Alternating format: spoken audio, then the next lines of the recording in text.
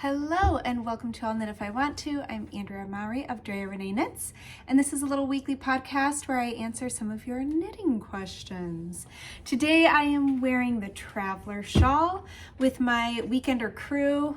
It's my little crew neck Weekender with pockets. And this is knit out of my handspun. And the Weekender crew that I'm wearing today is knit up in Brooklyn Tweed Dapple. It's a cute little ribbing there, which is a lovely cotton wool blend. And let's jump into some questions. So, question number one is about blocking shawls. The question is, do I put the tassels for the shawl I'm ready to block on pre-blocking or post? I would definitely do post. So the thing with putting the tassels on after is if you've ever, I'm looking around for a sample as though I have like a washed tassel just hanging out on my desk, but if you have ever blocked your knits or you've just seen unknit yarn in water in the dry, a lot of times it'll get wiggly. It doesn't stay straight anymore. This isn't necessarily true of all yarns, but it can definitely happen so it ends up looking kind of like spaghetti-ish, which I think personally in a tassel, I want those strands to lie nice and straight. So I would definitely add the tassels post-blocking. Next question. I recently got some gorgeous baby alpaca yarn in 4 different shades of brown from toffee to dark chocolate and immediately thought of the Range Shawl, only to find that my yarn is leaning on light fingering weight. Do you think I should swatch and play around with needle sizes to try and get gauge, or is the fabric going to be too open and it is just not meant to be? Is there any way I can get a range out of this yarn? So the Range Shawl is knit out of a heavy worsted, basically Aran weight yarn. That yarn is quite thick. So to try and do it with a bordering on lace weight yarn, like a light fingering yarn, I definitely wouldn't attempt to get gauge because you're going to lose. That shawl has a lot of texture using knits and purls. There's the brioche, and if that's a super open fabric, I think it's gonna end up looking sloppy and losing that nice texture that you need that stitch definition for. But I do not think all hope is lost. I had a couple ideas. One is, how much yardage do you have? Could you potentially hold each strand double to get you closer to where we need that yarn weight to be? I mean, ideally you'd be holding it triple, but I doubt you have enough yarn to do that unless you got, you just said you had 4 shades. You didn't say how much of each shade. So I mean, if you got a lot of yarn, then maybe you could hold 3 strands double and then you'd be like really ready to go. But my other thought was, do you have just a neutral in your yarn stash? So like a nice cream or even like a heathery brown, a gray, just a nice neutral that you have enough where you could hold it for the entirety of the shawl. And then you would use your other colors to hold with that neutral. So you would have, so that the main neutral I'm talking about, let's call that your main color. And then your other 4 going from toffee to dark brown would be your contrast. And so what I would do is I would hold that main color throughout the whole shawl, and I would do the first section using, you know, your first contrast color, drop that out, add your second, etc., etc. Ideally, again, since it's sounding like your yarn is a light fingering weight, then I would want that neutral to ideally be about a DK. A DK plus that light fingering is going to get you closer to the heavy worsted that we're looking for. So yeah, that is how I would stretch it and make it so that you could still use that yarn. And I think it would look really, really beautiful.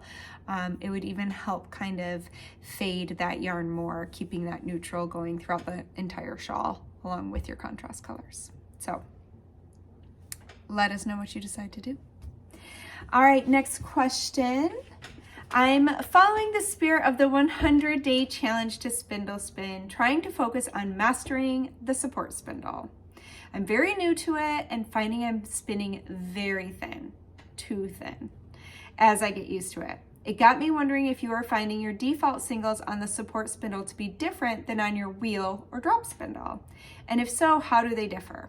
So yes, when I was first getting into spindle spinning in general, my friend Mel, who was giving me all the lowdown on the spindle spinning, was telling me how in general with support spindles, what you end up spinning is closer to a lace weight. Where with drop spindles, you can spin a little bit thicker. A lot of it depends on the weight of the spindle. So for a drop spindle, and I assume it would be the same also for a Turkish spindle or a cross arm spindle like I'm holding here, the heavier that is, the thicker the yarn you can spin. So that's something you can do to, if you want to spin thicker. I have found so far with my support spindles, I have all my little bobbins. I am getting so close to being able to ply this one I've been working on. So I'm going to be plying hopefully these 3 colors together is my plan. And you know what? Do. Woohoo! Let's see what my singles are looking like right now. So one thing to think about, this is actually also my first skein. I've shown this. This is one of my first little baby skeins of support spindle spun. And let's just take a look at what weight I got here. So this was spinning from a bat, and I'm guessing this is going to be, nobody cares what you found, Siri. Okay, let's take a little peek. I think this is going to be a fingering weight. Yeah, this is a pretty solid fingering weight. This is a 2-ply. And one thing to consider is never underestimate the power of blocking, including blocking your yarn. So this yarn, as I was spinning it, definitely felt on the fine side, but because I spun it woolen, there's quite a bit of air in there. And when I washed it, it really, really fluffed up nicely. All right, I'm just trying to get so I'm using this little reps per inch tool to kind of see how many reps per inch it is as well, because I'm just curious. Obviously, reps per inch is not a perfect measurement of yarn. It's just a good estimating tool. So I have about 2, 4, 6, 8, 10, 12, which would be sport weight. But I have a feeling it's a little closer to fingering. And I'll usually do that in a couple sections and average it. But yeah, so this was support spindle spun. So one thing is getting used to drafting on a support spindle. You might also want to try using a heavier support spindle. So heavier spindles help you spin heavier yarn. Lighter spindles help you spin finer yarn. Okay, so I'm just going to take a peek here at one of my, so what I do is after I spin on my spindle, on my support spindles, I transfer them onto these little weaving bobbins that I have for weaving, obviously. So let's see, and these little reps per inch rulers, I get these from Katrinkles. I bought mine from Port Fiber here in Portland, is it? Hopefully it's doing its thing. But you can also get them directly from Katrinkles. I'll put a little note to link these. They are my favorite. I actually have them, I have a couple sets so that I can have them with my different wheels or spindles. Katrinkles. Reps per inch rulers. So what I love about these is they have these grooves and you can set your yarn in there. And my favorite thing for these is to actually help me stay consistent while spinning. So what I do is I just periodically, and I'm usually then using this finer gauge one so that you can see the grooves are finer. And periodically I just hold my singles that I'm spinning and see which groove it falls into. And I continuously make sure it's fitting in that same groove so that I know that I'm staying fairly consistent. So right here, this is falling into the 25. And I would, again, I check in multiple places, but if I hold 3 strands of this together, I think I'm probably gonna get about a sport weight. That's my guess. That's what I'm guessing. Could be a fingering weight. I think it's gonna be a sport weight. So the other thing is, okay, so we talked about heavier spindle, heavier yarn, lighter spindle, finer yarn. The other thing to do to end up with, let's say you just default to that super thin single, and that's just what's gonna happen, at least while you're getting used to it. Like, definitely consider the learning curve. We need to really get comfortable with what we're doing, and then we can tweak and we can learn and we can fine tune. But in the beginning, for me, I just needed to get used to spinning that spindle in one hand, drafting with the other, and getting those movements to mesh. So give yourself a little grace there and just spin yarn. Don't worry about what it's gonna end up as, just spin it. And if it's not breaking, then that's like a huge win. Because it will get easier and better, and then you can fine tune. So there's nothing wrong with spinning fine singles. If you want a heavier weight yarn, spin more singles and do more plies. You can always make it thicker with your plies. So someday you might want to be like, no, but I want a 2-ply that equals this weight, and that's fine. But just know that you have options, such as, I'm gonna turn this into a 3-ply yarn. I love a 3-ply yarn, especially for spindle spinning, because I'm just happy to be spindling. So I'm not sitting there checking my consistency and stuff as much as I do on a wheel. Also, just because it's trickier for me to do it on my spindles, it feels like clunkier. So when I'm spinning on my spindle, I'm just loving that I'm spinning on my spindle. So I know that if I default to a 3-ply yarn, it's gonna hide more of my inconsistencies. So that's the other great thing about doing more plies, is they hide things like that because of the way that they fit together. So consider doing more plies to get a heavier weight yarn in the end. And then my last little tip is consider your fiber prep. So what I have found, I really wish I had a chapstick. So sorry, my lips. I swear there's like things I don't think about until I'm talking, and then it's so distracting as I'm trying to answer a question. And I just spotted this little lip gloss and I had to do it. Okay, so consider your fiber prep. I found that when I was spinning from a bat, when I was first starting, and again, I feel like I have to give the caveat that I was spinning from my trash bat. This was, I've said it on here before, but it was the funkiest bit of my fleece that I got at Rhinebeck. It was so full of VM that I could not even begin to get it all out. It had second cuts in it. Like, it was just a mess, but I was like, I'm just gonna use it to practice so I don't care. In hindsight, it made it more difficult to spin because it wasn't well prepped fiber because of my own fault.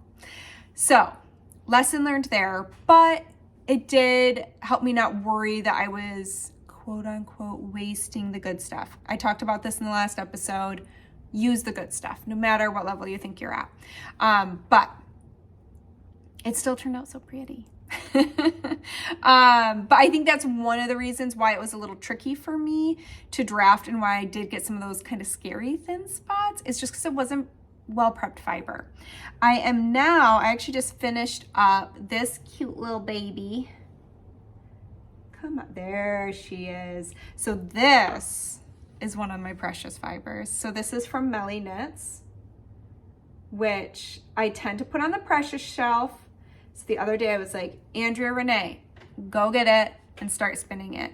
And I am highly, highly enjoying this. So, and I am noticing that well-prepped fiber is spinning great from the bat, and I'm not getting those scary thin parts the way I was with the other. So fiber prep is really important. One thing I've noticed is even between the Rolags I've been spinning, some of my Rolags, and I'm not sure if it is how the Rolags themselves were made or the fiber content. I kind of think it's the fiber content. Some of those I'll end up spinning a little bit finer than others, which I find are a little easier to spin thicker. You I could keep going on forever, but like, and then also like just spinning from a braid, could be part of it too. If you are just spinning from like comb top like this, that can slip out quite easily when you're trying to do support spindle. So I found spinning just from comb top to be trickier than doing one of the other preps, such as Rolex or bats, because those kind of want to grip onto themselves. So anyways, try changing up your fiber prep and see if that helps. That was long story long. That's really what I was getting to, is play around with fiber prep. Remember, you can add more plies and just enjoy it, especially if you're just starting out, because it's gonna change as you do it more. Woo! Okay, let's keep going.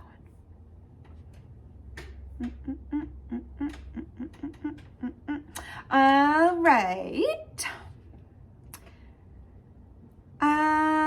I-cord. This is one on I-cord. So the I-cord is beautiful and does its job perfectly to create finished and attractive edges.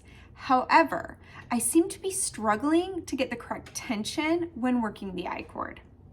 It's either too tight or too loose. Generally, my tension is not even regarding the I-cord edges. Do you knit it tight or extra loose? I've knit both What the Fade Shawl and the DRK Everyday Cowl and have experienced tension issues with the I-cord. Any advice would be greatly appreciated.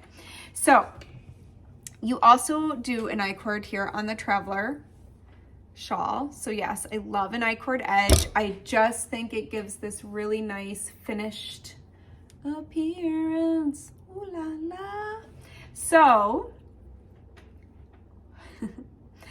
I generally think it's better to have an I-cord that's on the looser side than the tighter side, because especially if you're using it as an edge treatment, it just never feels very good to have a tight edge when we're wearing those things. So I would rather err on the side of it being a little too loose than a little too tight.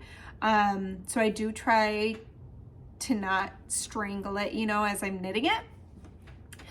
Another tip, and really the main tip I wanted to offer here, is let's do two. One, stay consistent.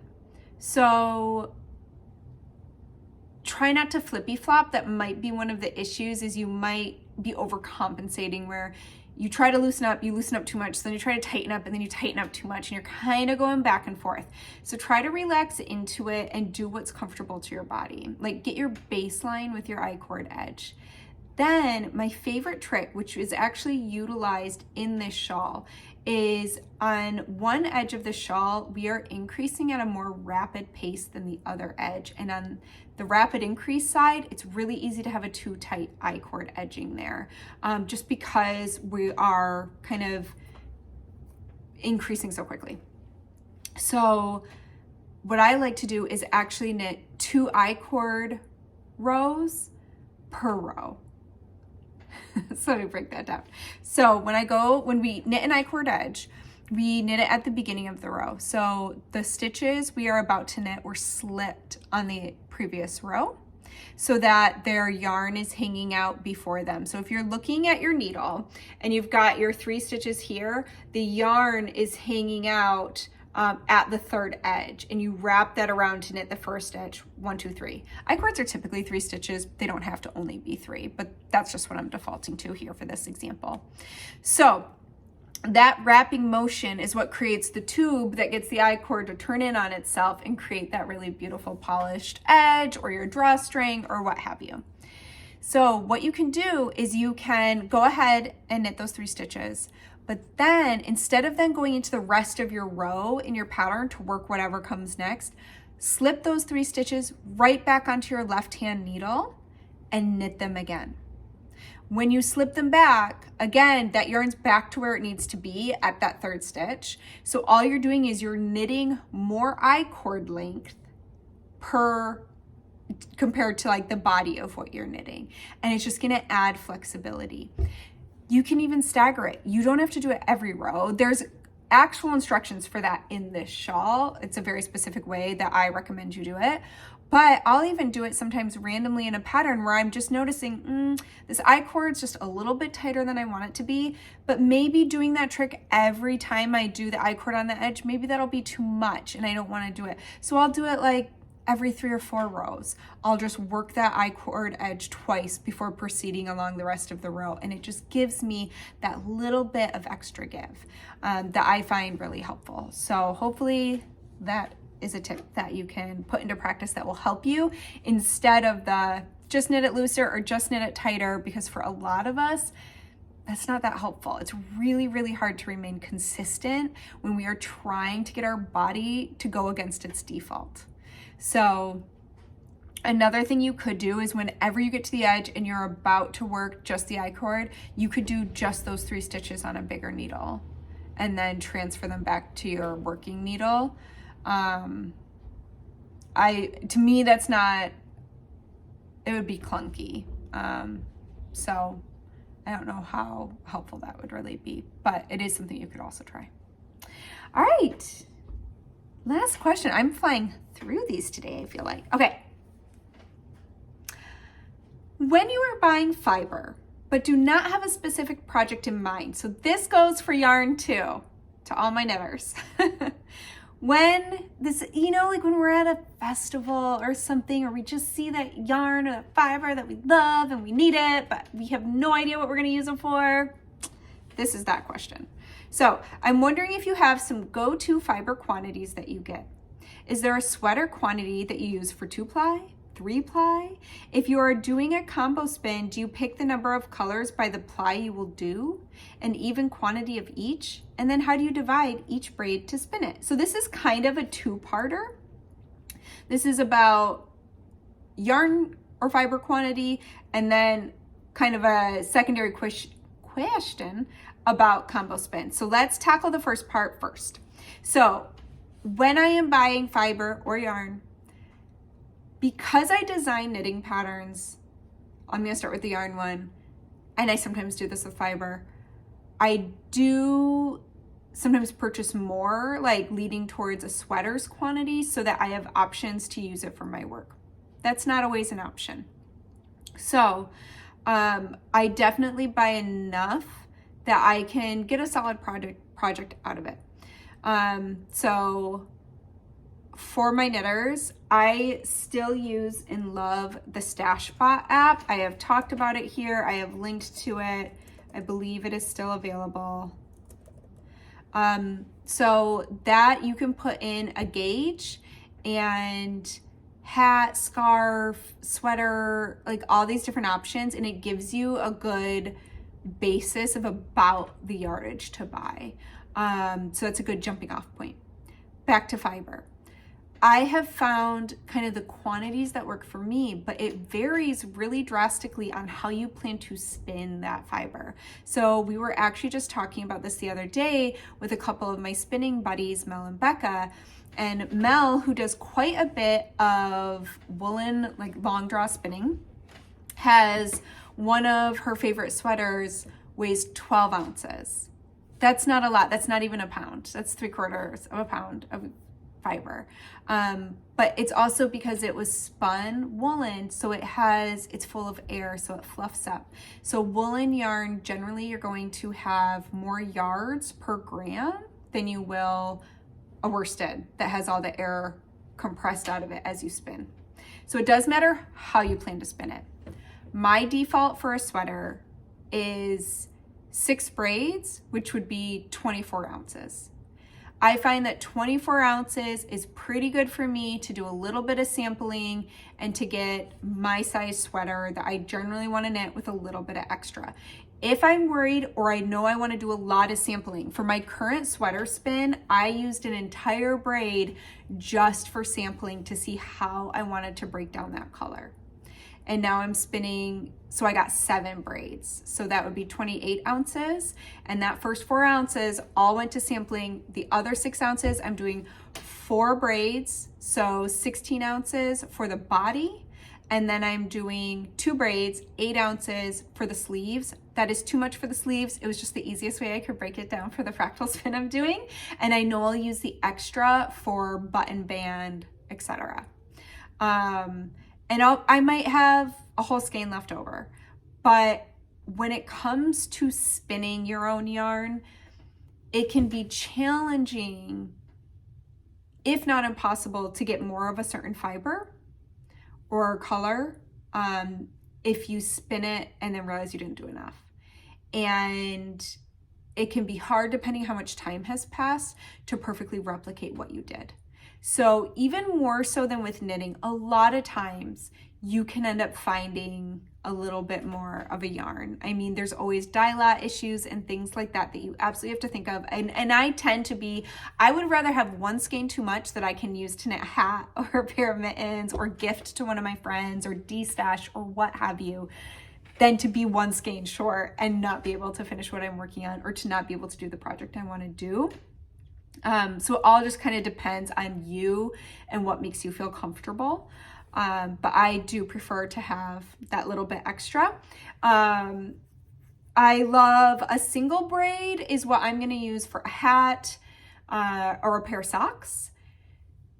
I think I could probably get a cowl out of one braid, but I'd probably be more comfortable with two braids just to make sure, depending on the style of cowl, sometimes they can eat up a bit of yarn.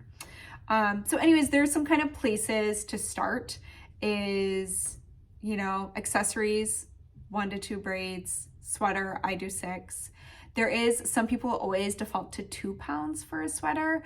I think it depends on your style of sweaters and how much you're gonna need to knit that style, and how much sampling you wanna do. So those are all things to take into consideration. And as far as the 3-ply goes, let's reread that. Oh, and I don't necessarily change those quantities based on the amount of plies I'm gonna do. Those quantities still work for me.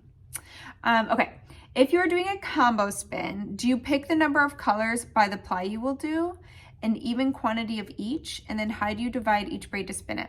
Yes, generally. So I pretty much, my favorite, again, I love a 3-ply. That tends to be my happy place. So I'm usually gonna pick 3 braids or 2 braids in a bat. I have done a 2-ply. This one I'm currently using is a 2-ply, and it was 1 braid and 1 bat. And I think I had a tiny bit of fiber left over in the braid after I plied, but not a ton. So you can always weigh them and make sure that they're pretty even. And how do I divide each braid to spin it? It depends. You can definitely just spin end to end. I don't always love managing an end to end spin because I don't always like how thick that fiber is to manage while I'm spinning. So sometimes I do like to strip it down, but it also depends on how intact, how long I want my color repeats to be. So this is 1/3 of a braid right now. That to me is very, very manageable. And the color repeats are gonna still be fairly decent in length, but that kind of depends what you plan to knit with it. Like if I'm knitting socks, I don't want my color repeats to be really long, or my stripes are like these big chunky things that I don't always want because you only have so much space to see all the stripes. So anyways, I hope that that is helpful. And I do have a little show and tell. I am actually getting ready to do an update on my spindle spinning challenge. And I am, as I've shared, I'm also doing a wheel spinning challenge. So I'm doing at least 15 minutes per day on both my spindle and my wheel. Because I'm loving it so much, it's helped it really just become my daily practice again, where I'm spinning more than 15 minutes a day on each. Usually just because I get into the flow and I'm loving it so much. And I just am so grateful that this challenge, thank you, Amy, Amy was the one who suggested the 100-day challenge. And I'm so excited that she did, because I just feel like it's brought my spinning back up on my priority list, and it's just filling me up in all the best ways. So it's been so fun. So I am gonna gather, I actually have 4 skeins of yarn in the bath right now that I finished plying this morning for that sweater spin. I have 2 more bobbins ready to ply, and then I have to spin up 2 more bobbins and then ply them. And then that sweater spin will be done. And I am so excited. I also, sitting in front of me, have about 18 of these little weaving bobbins full of fiber. So yeah, I want to do a recap on where I'm at. So I'm hoping to be able to get a nice photo to update to say, okay, here's where I am this far in the challenge. And my last show and tell, I'm just looking around. I try to put all my show and tells right here so that when I do these videos, I can show y'all what I'm working on. But the only one I have over here that I can show right now is we had a really fun little holiday party with my spinning friends. And we were playing with making bats and Rolags. And my friend Mel was like, how fun would it be to do like an experimental 3-ply with 3 different preps? And I was like, yes, ma'am. I'm gonna go ahead and do that. Challenge accepted. So I grabbed a braid, and this is actually from Deeper Stash. This is Nest Fiber from December 2021. So it also feels really good to like get into that stash and use it. And it's so like holiday,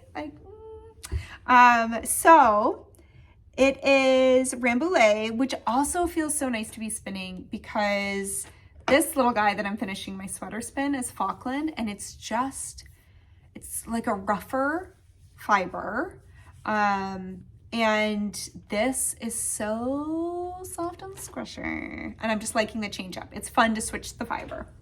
So I went ahead, I divided the fiber into 3 sections. One section I am keeping intact as just comb top, and I will spin this end to end. I'm not gonna strip it down any further. I'm just gonna spin it as is. Then another section I made into Rolags. So I have, this is the one I've already been spinning. So I have all these cute little Rolags. And so you can see that I kept the Rolags similar in color change to the braid. They're just gonna be happening much quicker than what's happening here in the braid. And then I'll go back to how I'm spinning it. But then the final prep is I made the 3rd section into a bat. And do you see how by adding that air, like look at the difference in size between this, and these are all even, I weighed them, but like compact braid, bat. This one's like this cute little guy, and this one's bigger than my head. So, and then what I did is, so this was just in a big rectangular bat, and then I did where you basically tear it vertically almost all the way through, and then you turn and you start tearing the other way, and it makes one big long strip, and then I just rolled it up. But so this will be apply, this will be apply, and these will be apply. So I am starting by spinning my Rolags, and this kind of goes back to the question we had earlier of the support spindle and having that be a little finer. I know from experience, I've actually done a sweater spin of Rolags before, and I just know from experience, for me, Rolags spin the thickness they want to be spun at. I don't find it very easy to adjust how thick I'm spinning a Rolag because the fiber's not drafting the same way as a braid or a bat where you can just pinch more fibers into the supply that you're feeding into your reel. So anyways, I'm spinning my Rolags first so that I can then match these two, which I have more control over how thick they spin, to the Rolags. So that's what's on my wheel behind me is the first few of my little Rolags here. But anyways, it's just a fun experiment and a great way to see what's gonna happen to the color and everything. So I'm really excited for that. So that is gonna be one of my little holiday vacation spins. And that's it. I think that's everything that I have to share today. Can you hear my dog barking? I don't know if that comes through on my headphones. It's the thing with little dogs. We have a little dog. He's a Chihuahua Pug mix. His name is Fargo. And it's so funny because I used to have a bigger dog, my sweet Ara, may she rest in peace, who always used to look at the barky dogs and be like, why are you yelling? And now we have the barky dog. I'm like, it's a little dog thing. They just do it. I grew up with a miniature dachshund named Little Bit because he was a little bit of a dog.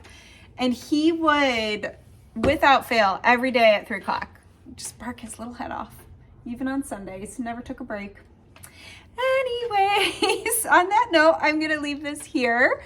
But we have 1 episode left before the new year. So I'll be back next week, and happy holidays. I hope that y'all have a great weekend. We're gonna go look at some twinkle lights. We're very excited, and I'm planning on some major spinning and knitting. Yep, that's all I got. All right, thanks for joining me. I hope to see you back next week, and happy making. Bye.